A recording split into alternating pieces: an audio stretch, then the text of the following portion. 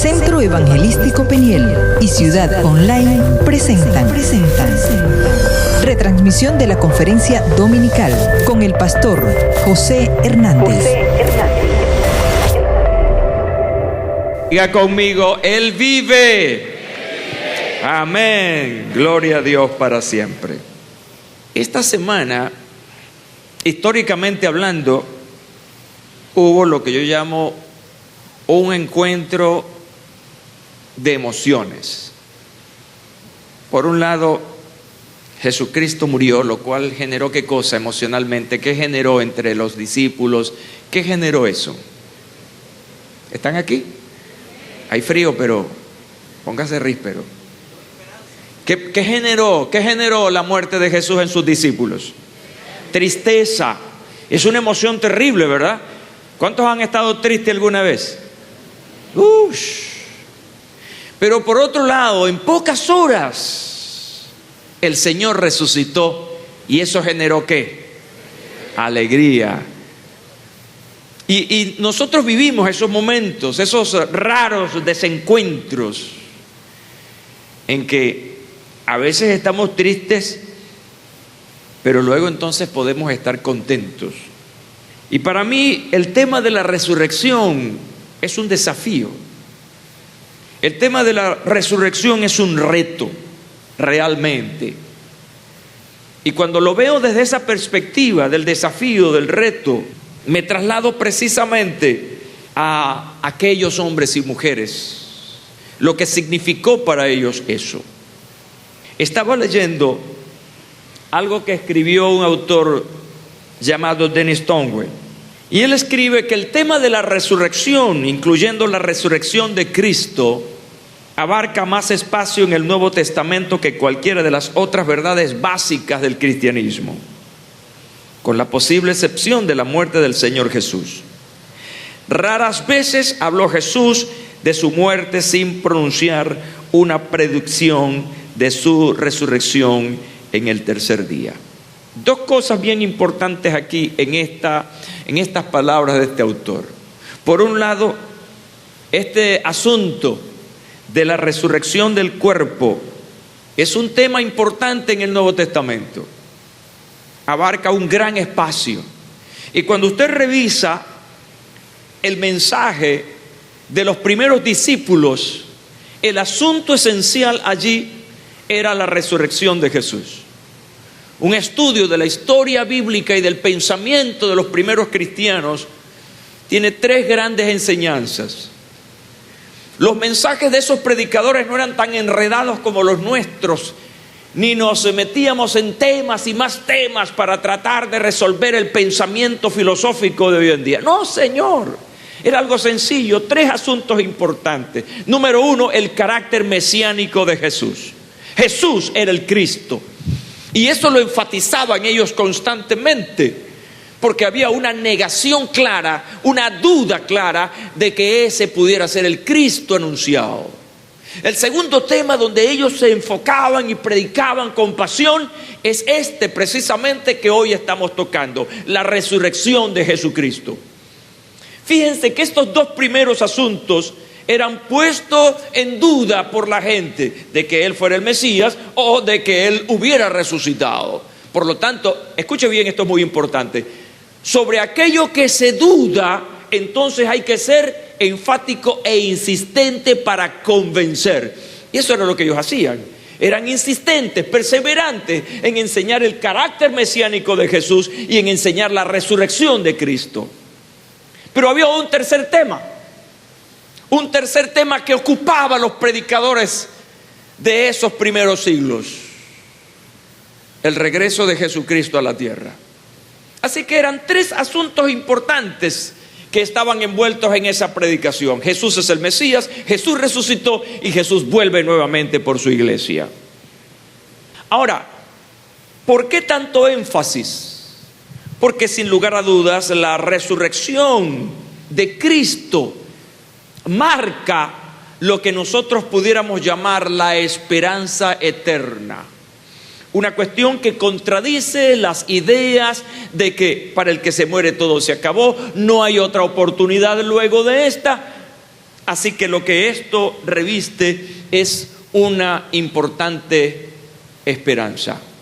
¿Cuántos tienen esperanza en Cristo Jesús? Amén. La ciencia. Yo siempre digo que hay una buena y una mala ciencia. La mala ciencia, liderada por los malos científicos, son aquellos que de manera obstinada, prejuiciosa, dan por sentado algo, así que siempre buscan la negación. La buena ciencia, liderada por los buenos científicos, son aquellos que, aunque no están enmarcados por una religión o un credo, buscan sencillamente la verdad, cual sea. Así que la buena ciencia ha estado confirmando todo lo que la Biblia, la palabra de Dios, dice. Pero en el asunto de la resurrección, una encuesta realizada a científicos, biólogos y físicos, es decir, a una gente muy selecta, en la que 228 personas respondieron de las 521 encuestas enviadas. Y el resultado es interesante. 36 científicos afirmaron su fe en la resurrección. Escuche bien, 142 negaron que Cristo hubiera resucitado entre los muertos. 28 indicaron que no querían expresar opinión y 23 dijeron que no sabían. Esto significa que solamente 1 de cada 5 de los principales científicos de los Estados Unidos cree hoy en día en la resurrección de Cristo. De los 88 que indicaron que eran miembros de una iglesia protestante, 41 dijeron que no creían en la resurrección, 7 que no sabían y 12 que no tenían una opinión. ¿Por qué traigo esta encuesta y estos resultados aquí esta mañana? Porque aún hoy nosotros, tú y yo, somos desafiados. Somos desafiados en muchos temas que tienen que ver con tu fe. Temas que atañen a lo que tú crees. No solamente a lo que tienes que vivir, sino a lo que tienes que defender. Un gran punto importante es la existencia de Dios. Así que los primeros cristianos no solamente eran desafiados en que si Cristo era el Mesías o no, hoy en día tú y yo somos desafiados acerca de la existencia de Dios. ¿Existe Dios realmente? Hay una serie interesante que se está llevando ahora mismo por, creo que es National Geographic, acerca de la historia de Dios. Y recomiendo que vean estos documentales que son verdaderamente interesantes. Se trata de demostrar la existencia de Dios, negarla o dejarnos en el limbo. Eso es lo que tú crees, eso es lo que te desafía.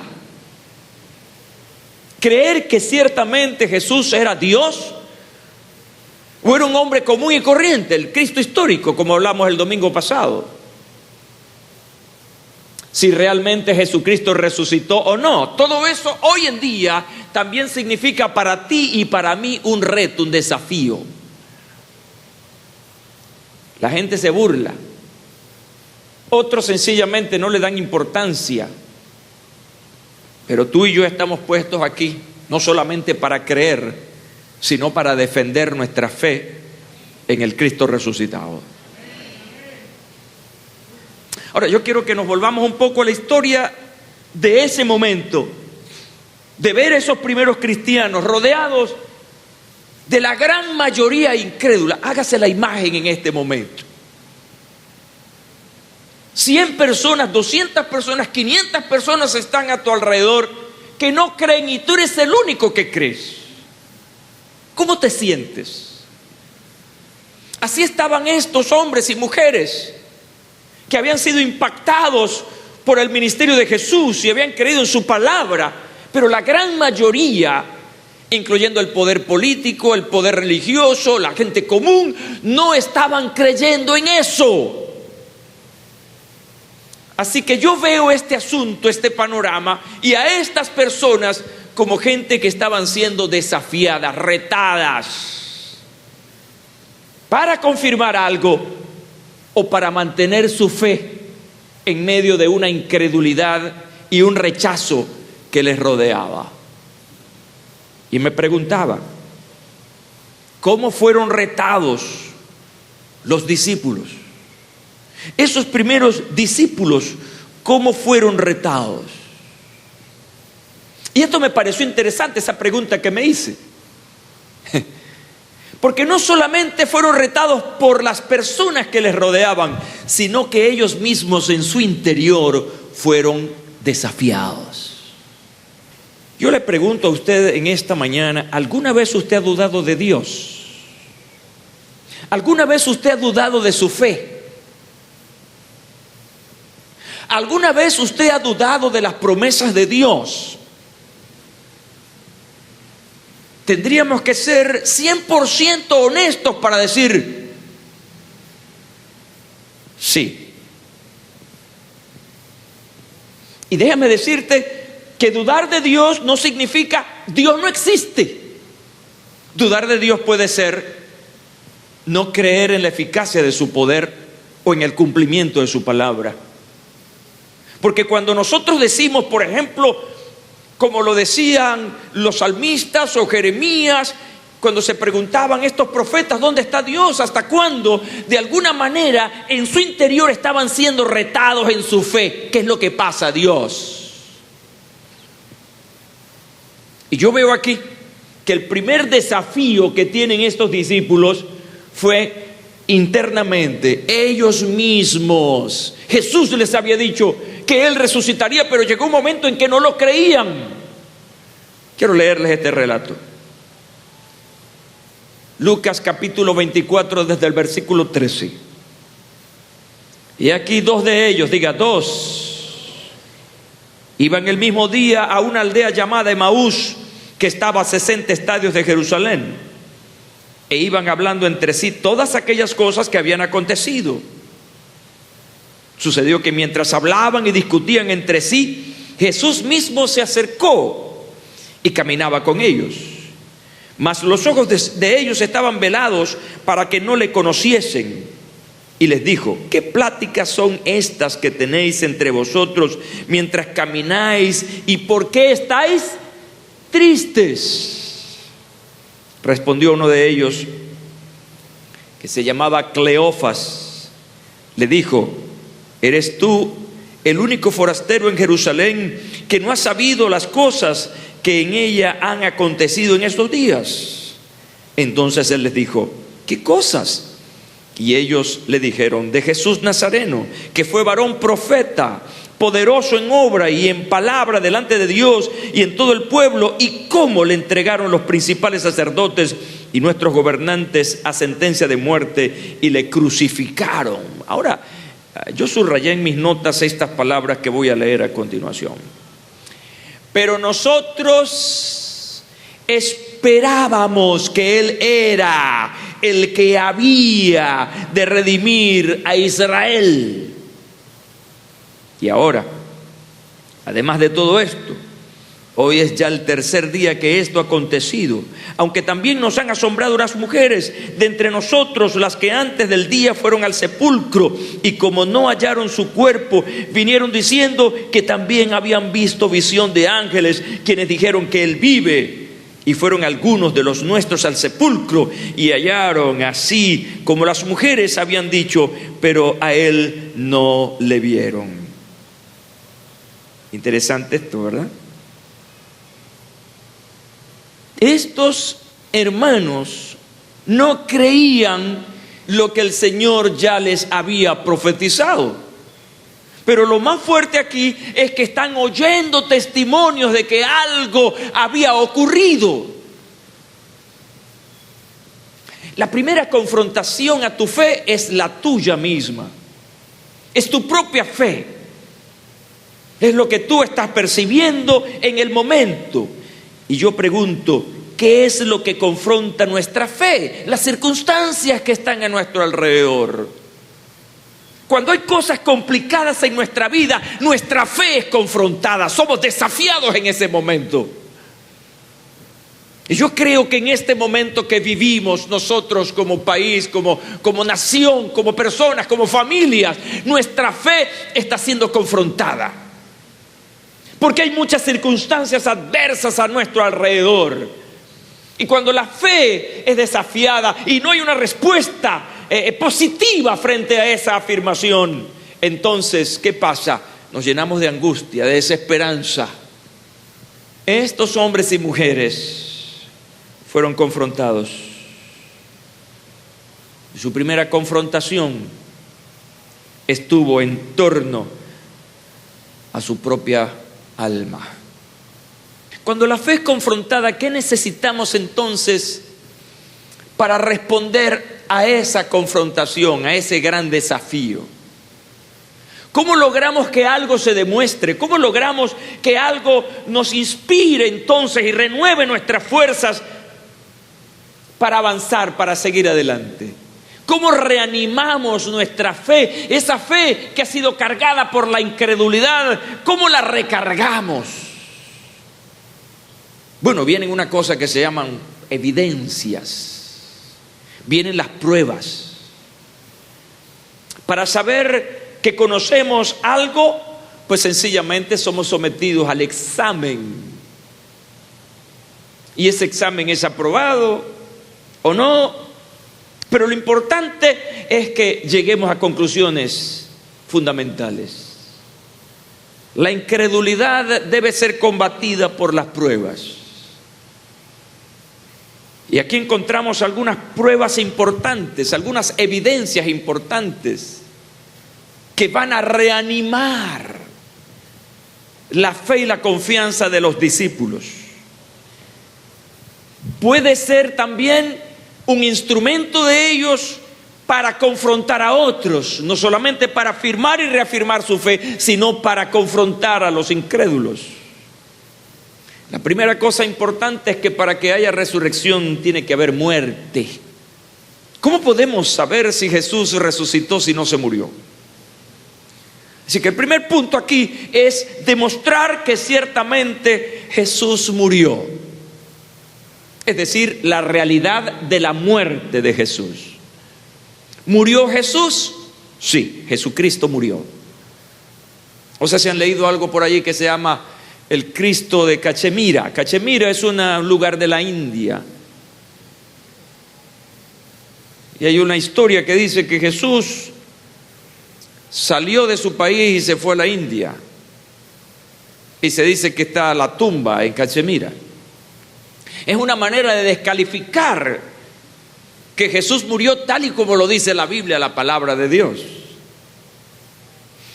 Cuando usted lee los evangelios, usted va a encontrar que tanto Marcos como Lucas dicen en su evangelio que Jesús murió. La muerte de Jesús fue un acto público. Escucha bien, la muerte de Jesús no fue algo secreto, fue algo público. Hay evidencias tanto de discípulos como no de seguidores de Jesús.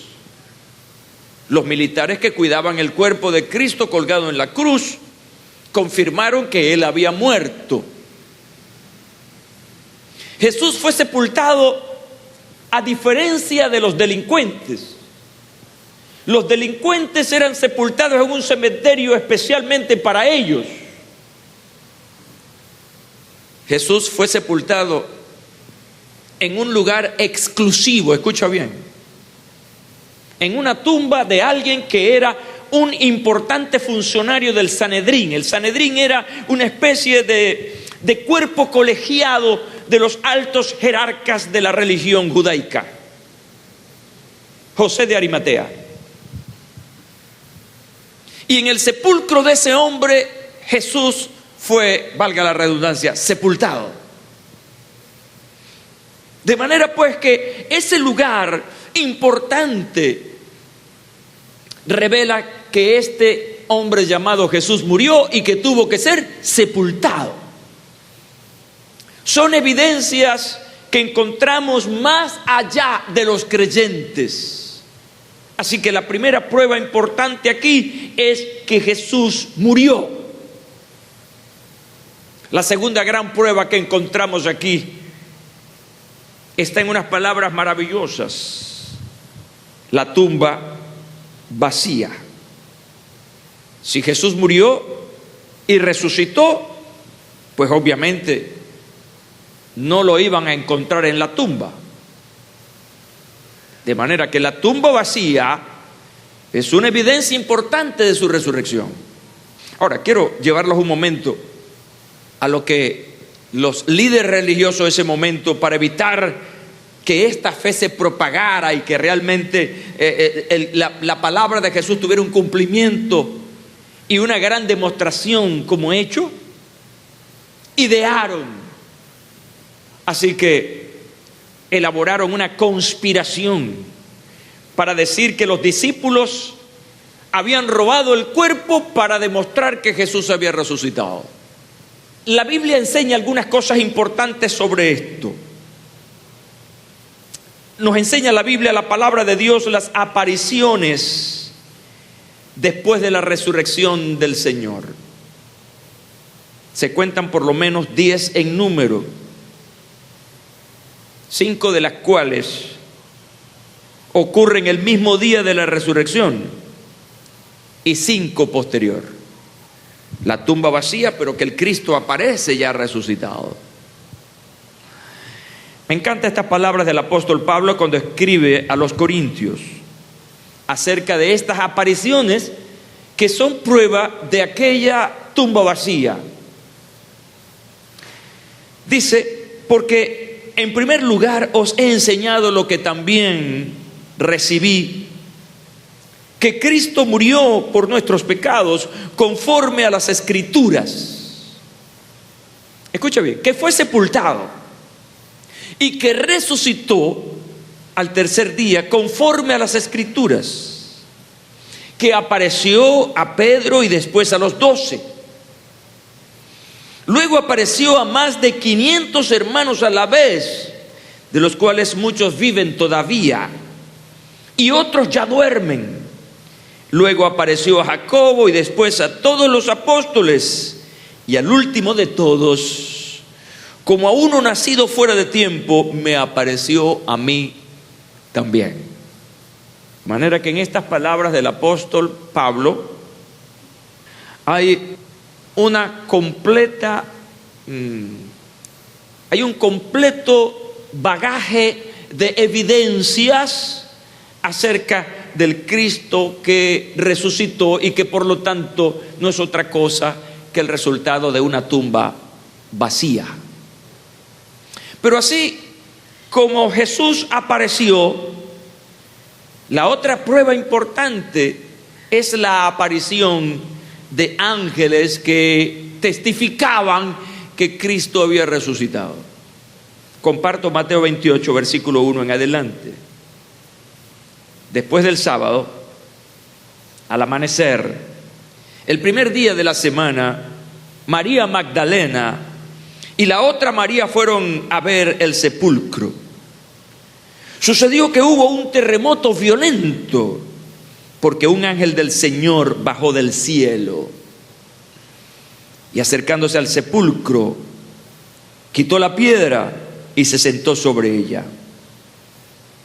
Su aspecto era como el de un relámpago y su ropa era blanca como la nieve. Los guardias tuvieron tanto miedo de él que se pusieron a temblar y quedaron como muertos. Y el ángel dijo a las mujeres: no tengan miedo. Sé que ustedes buscan a Jesús, el que fue crucificado. No está aquí, pues ha resucitado tal como dijo. Vengan a ver el lugar donde lo pusieron. Luego vayan pronto a decirle a sus discípulos: Él se ha levantado de entre los muertos y va delante de ustedes a Galilea. Allí lo verán. Ahora ya lo saben. Así que las mujeres se alejaron a toda prisa del sepulcro, asustadas pero muy alegres, y corrieron a dar la noticia a los discípulos. En eso Jesús les salió al encuentro y las saludó. Ellas se le acercaron, le abrazaron los pies y lo adoraron. Estas palabras no son otra cosa que un relato de una manifestación angélica.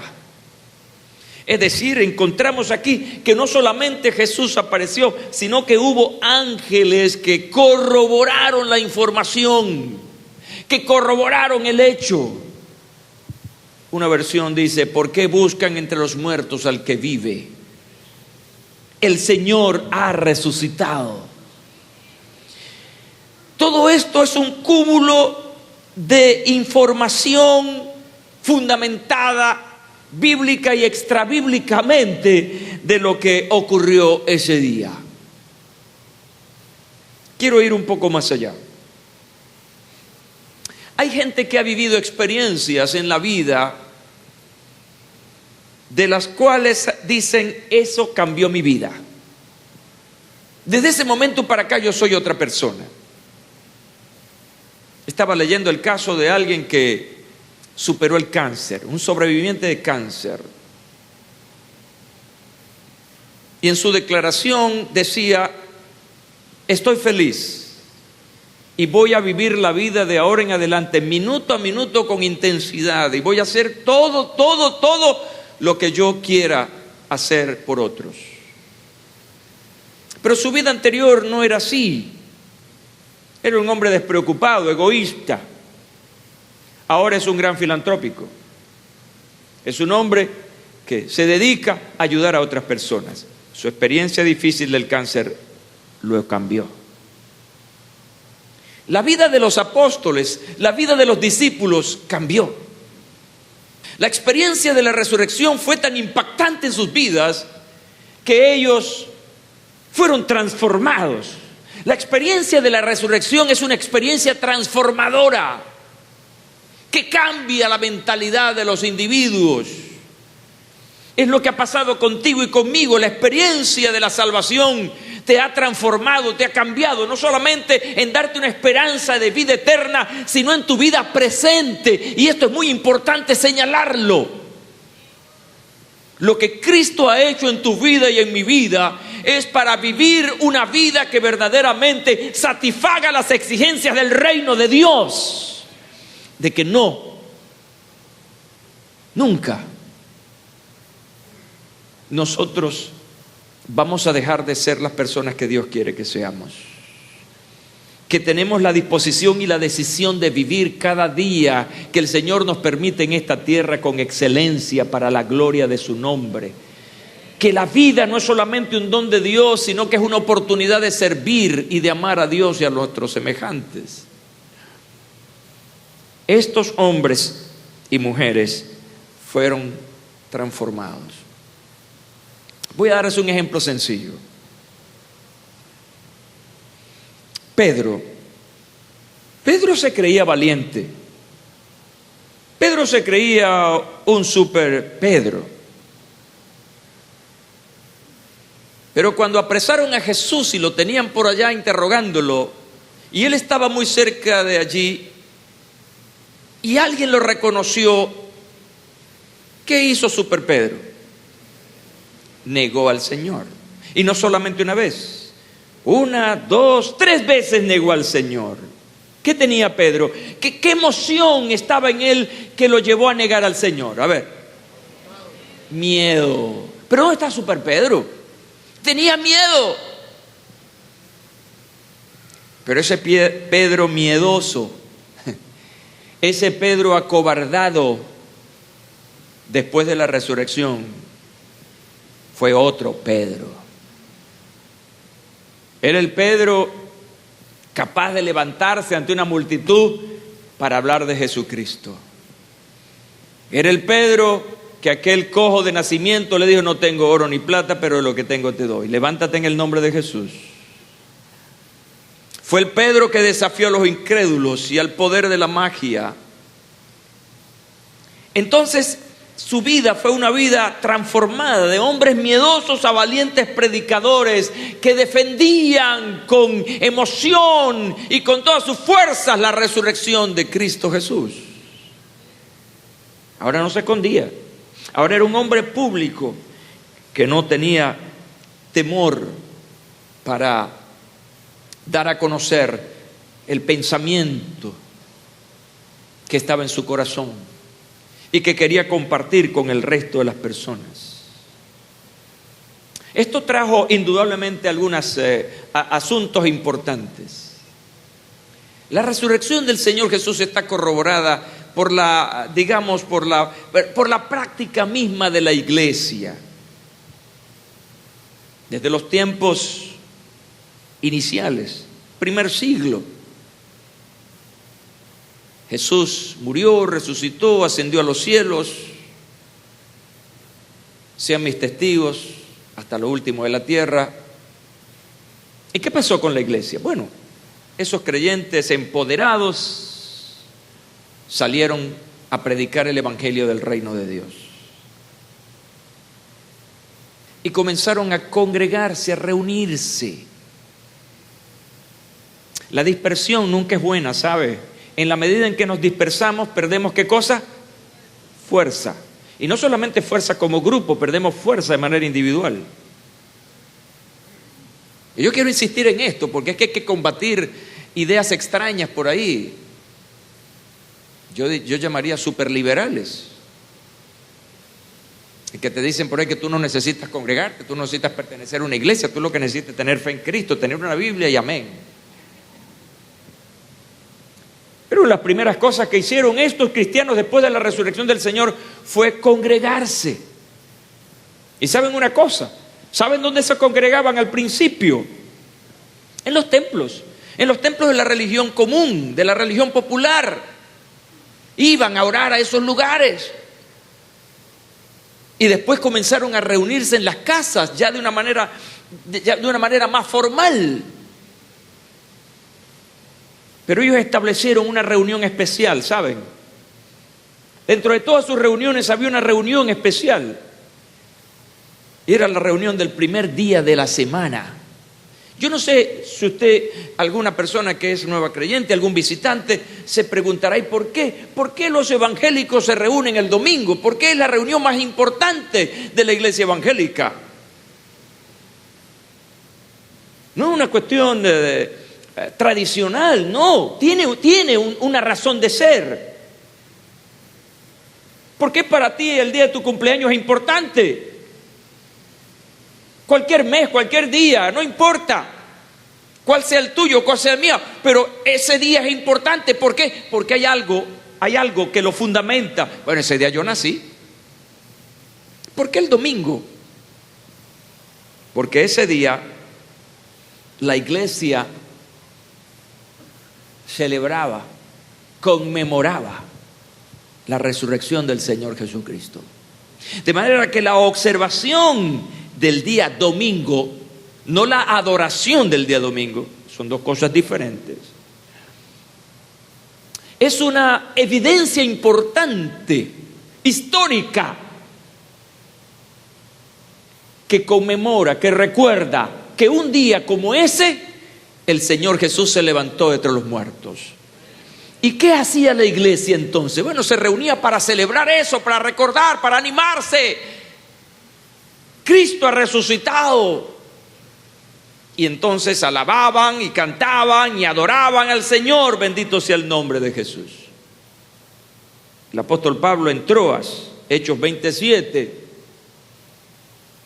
dice Lucas, el primer día de la semana, reunidos los discípulos para partir el pan, Pablo les enseñaba, habiendo de salir al día siguiente, y alargó el discurso hasta la medianoche.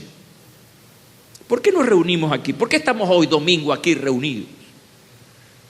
¿Cuál es la razón? La razón es que tú y yo hoy estamos recordando, estamos conmemorando que un primer día de la semana Jesucristo se levantó de entre los muertos. Y hoy estamos celebrando eso. Y no solamente lo celebramos, sino que recargamos nuestra esperanza. Yo no sé cómo viniste tú a esta reunión hoy en día, Pero hoy tú estás aquí recargando tu esperanza, reunido con otras personas. Estamos agradeciéndole a Jesús el que haya muerto y resucitado por nosotros. Hay otro elemento importante que quiero recalcar hoy aquí, y es el contenido de la predicación evangélica de los primeros predicadores, llámense apóstoles, obispos, llámense ancianos. ¿Cuál era el enfoque principal de la predicación? El enfoque principal era la resurrección de Jesús. La resurrección es un punto importantísimo en la teología, en el conocimiento acerca de Dios y de su Hijo Jesucristo. Hechos 4:33, dice el relator Lucas allí, y con gran poder daban testimonio de la resurrección del Señor Jesús, y abundante gracia era sobre todos ellos. Eran los primeros años, los primeros tiempos de la resurrección de Jesús. Hoy vivimos en un mundo cristianizado. Escuchen bien, hay una gran diferencia entre el mundo cristiano y el mundo cristianizado. Cuando hablamos del mundo cristiano, hablamos de la gente que cree y practica la vida de Cristo. Cuando hablamos del mundo cristianizado, estamos hablando de un mundo informado acerca de Cristo. ¿Están conmigo y reconocen la diferencia? Y muchas veces pecamos por omisión de predicar lo que tenemos que predicar. Y damos por sentado que la gente ya sabe eso. Damos por aprobado que ya la gente sabe todo acerca de Cristo. Y no es así. Por ejemplo, nosotros vivimos en un país que se llama cristiano. Vivimos en un país eminentemente cristiano, hablando del punto de vista de la iglesia mayoritaria, que es la iglesia católica. Pero realmente, ¿es Venezuela un país cristiano o cristianizado? Pero damos por hecho de que la gente ya sabe todo. No, no lo sabe. Que existe la profunda necesidad de ser insistentes, perseverantes con la predicación sencilla de la palabra de Dios. Yo lo digo con mucha tristeza, soy un predicador por más de 40 años y lo digo con tristeza. Por el énfasis de la predicación de hoy. ¿Qué están predicando hoy? ¿Qué se está hablando hoy desde nuestros púlpitos? Enciende la televisión y buscas un canal religioso, evangélico, ¿y cuál es el enfoque? ¿Cuál es el énfasis? Nos hemos alejado de esa predicación sencilla. Nos hemos alejado de esas verdades que verdaderamente son salvadoras. Hay verdades que informan a la gente, pero hay verdades que salvan. Y ojalá puedan tomar en cuenta esta palabra. Verdades que informan, es decir, que llenan nuestra mente y decimos ¡wow! Pero hay verdades que salvan. Yo creo que hoy estamos informando a la gente. Esa predicación llena de psicología, llena de humanismo, llena de consumo. Y voy a decir algo aquí esta mañana. Cuando tú insistes en la prosperidad, estás insistiendo en el consumo. Llévese esas palabras y profundice acerca de ellas. Cuando tú insistes en el tema de la prosperidad financiera, estás animando el consumo. Mientras más tengo, más gasto. Ay, me dolió. ¿Están aquí conmigo? Me encantan algunos predicadores que hablan de Cristo, hablan de la cruz. Yo creo que el predicador favorito para mí es el doctor Graham, Billy Graham. Y usted escucha las predicaciones, ya él está retirado. Usted escucha la predicación, esos videos maravillosos, y usted va a escuchar el énfasis de la cruz, del amor de Dios. Va a usted a escuchar el énfasis en el perdón, el énfasis del Cristo Salvador. Me encanta eso. Porque hay gente que tiene tanta información acerca de Cristo que se queda en lo histórico. Y a Cristo hay que rescatarlo. Si hay algo que resucitar de Cristo, es resucitar al Cristo histórico. El hombre bueno, el maestro, el gran predicador, sí. Hay que resucitarlo y traerlo a nuestra vida para que nuestra vida cobre vida. Para ser de Cristo nuestro principal y más completo modelo a seguir. Creo que en esta parte que estoy hablándoles es como una preparación para la tercera idea que quiero compartirles esta mañana. Fíjense esta idea. Los discípulos fueron retados por la cuestión de la resurrección. Estoy haciendo como una breve revista. Fueron retados por la cuestión de la resurrección. Reacción inmediata: duda, incredulidad. Frente a la incredulidad, ¿qué se manejó? ¿Qué pasó allí? Vinieron las evidencias. Y las evidencias, ¿qué hicieron? Confrontaron mi incredulidad y me llevaron a... Sí, es cierto, es verdad, el tipo resucitó. Hay mucha evidencia. Pero ahora que tengo esa seguridad, es mi seguridad, pero ¿qué tengo que hacer a continuación? Yo fui desafiado, yo fui retado. Mi reto me llevó a ¿qué? A creer. Y cuando tú crees, cuando tú tienes algo, ¿qué es lo que normal, naturalmente deberías hacer? Compartir lo que tienes. Así que estos tipos, estos hermanos que fueron desafiados, ahora pasan a desafiar. Ellos fueron retados y pudieron vencer, pudieron llegar finalmente a creer. Ahora ellos con toda su fe van a retar al mundo. ¿Y cómo lo hicieron? Después de la resurrección de Cristo, la predicación apostólica cambió. Y el más grande desafío de ellos entonces fue convencer a las multitudes acerca del Cristo resucitado. Y la primera cosa para convertirse en un retador de multitudes es partir de tu seguridad. Si tú no estás seguro de algo, al hablarlo, al comunicarlo, lo vas a hacer ambivalentemente. La gente se va a dar cuenta que no hay seguridad en tus gestos, en tus palabras. Alguien que quiere desafiar al mundo acerca de la resurrección de Jesús debe partir de su propia seguridad.